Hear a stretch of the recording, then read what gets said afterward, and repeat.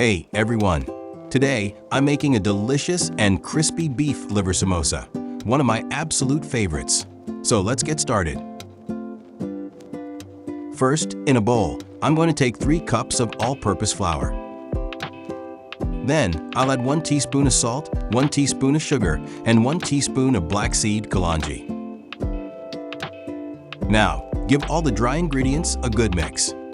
Next, I'm adding half a cup of oil and mixing everything really well until the flour looks crumbly and combined. Once that's done, I'm going to add water little by little to make the dough, not too soft, not too hard, just the perfect medium texture. Today, I'm using my stand mixer to prepare the dough, but you can also knead it by hand if you like.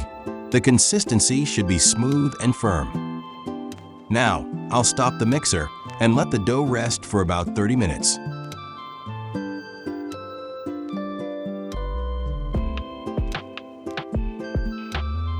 After that, I'll divide the dough into small balls, cover them, and let them rest again for another 15 minutes.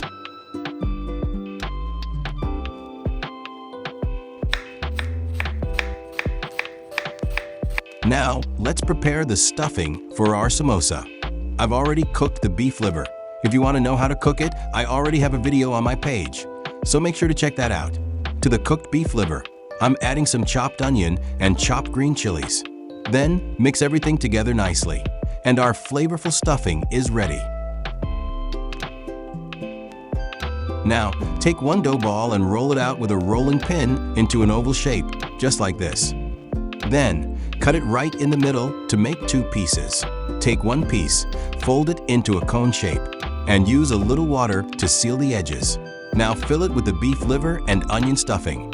Not too much, just enough to fill the cone. Once filled, seal the open edge with a little water and press gently to close it properly. Make sure it's sealed well so it doesn't open while frying.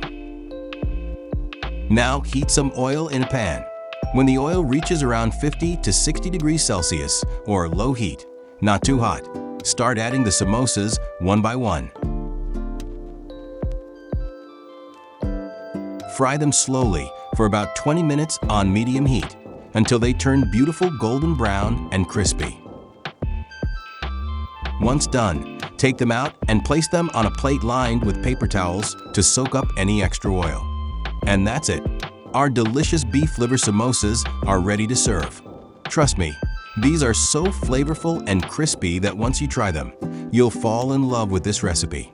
If you've never tried beef liver samosa before, give it a try at home. I promise you'll love it. And if you want to know where to find black cumin, just comment black cumin below, and I'll share the link for you. Hope you enjoy this recipe. Until then, happy cooking!